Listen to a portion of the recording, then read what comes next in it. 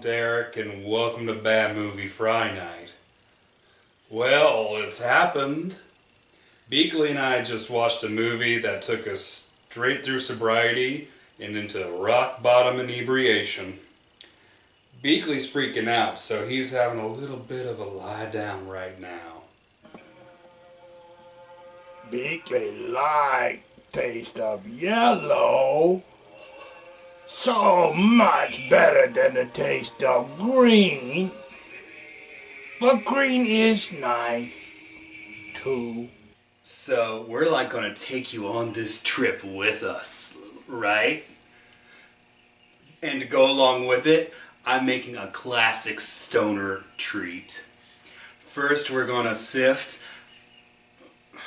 No, wait. First I gotta tell you about, what's that big word? Exploitation films. So, like, exploitation films are movies that, like, try to make money by exploiting popular trends or, what's that word, controversial topics. The basic idea is to spend as little money as possible to shock the audience into, like, giving up their money. Exploitation films date back to, like, the 20s, but began really gaining steam with cautionary and horror films of the 30s. Today we're covering one of the earliest cautionary tales, and it's called, Reefer Madness. And to go along with it, I'm making a classic stoner treat. Wait, did I already say that? Anyways, we're making brownies. Right now, I just melted some butter, and I'm working in some sugar, eggs, and vanilla. So, like, let's get started. So, like, we start out with the title card, and we learned this movie was called Tell Your Children originally. Considering the only copies of this film that are in existence are called Reefer Madness, I'm guessing this was only Tell Your Children for a hot minute on the editor's table. So after a credit sequence that, like, takes, like, forever, we get a Star Wars scrawl talking about how bad marijuana is. Wait, marijuana makes you violent? I guess violence is watching cartoons and giggling hysterically. Whatever. Anyways, like, that's followed by flying newspapers, because how else would you, like, know this movie is, like, from the 30s, followed by the preacher from Poltergeist 2 talking to the PGA about how terrible pot is, man. So this movie is, like, only 67 minutes long, alright? And the first 8 minutes of it is nothing but words. Words talking about how bad marijuana is. This is a movie, right? Ain't it supposed to show and not tell? Is this what movies are supposed to be like? Is there a glitch in the Matrix? Oh my god, what is real anymore? Whew. Sorry, I was freaking out a bit.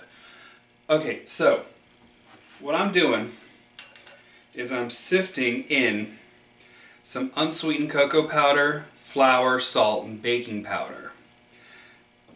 And then I'm just going to beat it in with my whisk. Now, like, you can do this with a stand mixer, but I need to beat this freak out, so I'm going to do it by hand.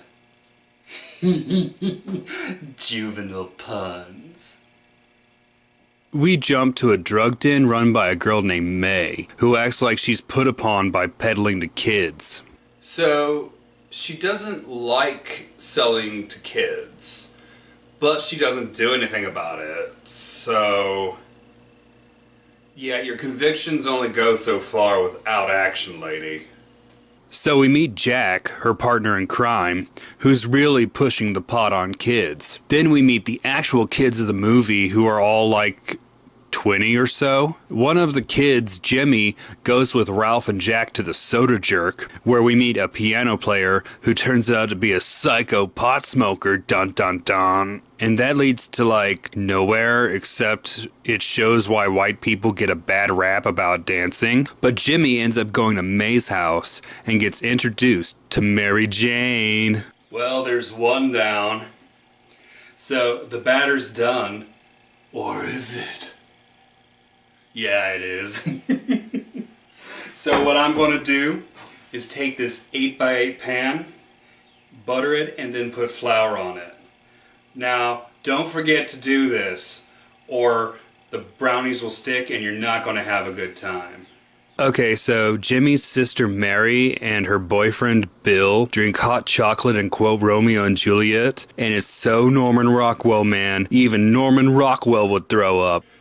Everyone in this movie who's like sober is so saccharine, it's like they get high to save on cavities.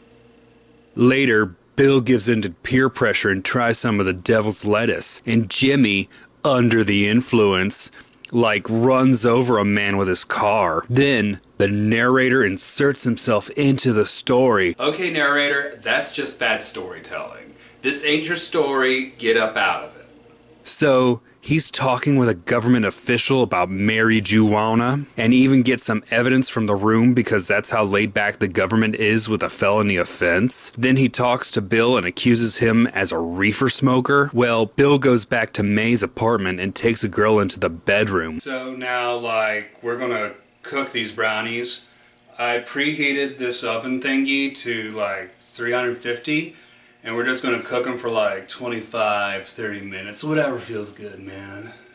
Anyways, Mary gets a visit from the police about a hit and run, which leads her to May's apartment looking for her boyfriend and her brother. She runs into Ralph, who is looking really rapey, dude, and even gets a couple who are passed out to like leave so he can make his move. He dopes up Mary and tries to take her clothes off, just in time for Bill to come out of the room and get physical with Ralph. Jack tries to break up the fight with a gun, but his gun goes off and kills Mary. Jack and May covered up by making Bill think he did it, and Ralph and the girl Bill just boinked go into hiding. So like, Bill gets arrested and goes on trial, and in the jury room, they deliberate and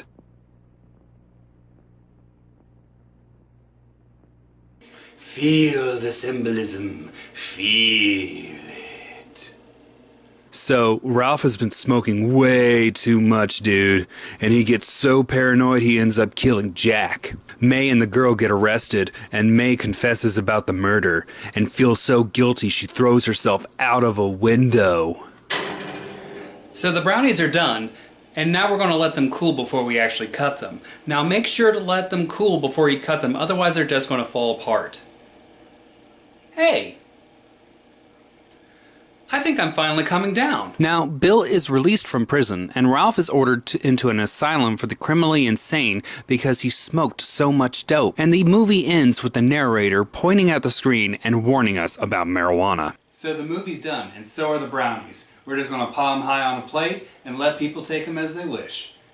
So, final thoughts on this film. This movie is notorious, and for good reason. The science given as evidence is so completely false. The mayor of New York, Fiorello LaGuardia, actually funded marijuana testing in the 40s and proved everything this movie said was wrong. For being a short film, the pacing is very, very slow. The acting is very freshman college student. The characters are not relatable at all because they go to such extremes. Because everyone is presented so perfectly when they're sober, there's not really any emotional involvement for the audience when the characters fall from grace. And the villains are so cutthroat, it's just unbelievable. It's like cardboard cutouts of villains. They don't really have any motivation other than to get people to smoke pot. It's obvious the screenwriter had no idea what he was talking about when he wrote this. He just wanted the check. But this is definitely worth a watch, just to see how desperate the producers are to catch a dollar. It's also fun to see what is considered shocking 90 years ago against what's considered shocking today. It's readily available on YouTube and Amazon, so give it a watch and laugh at how bad this movie really is. So gather up your friends, bake some killer brownies, and enjoy just how hilariously bad this movie is. Well, thanks for stopping by, thanks for tuning in, and come back next week when Bad Movie Friday Night continues. Sky really blue today. Beakley like blue, but Beakley think purple be better. Little bit of red, just to make things colorful. Bye.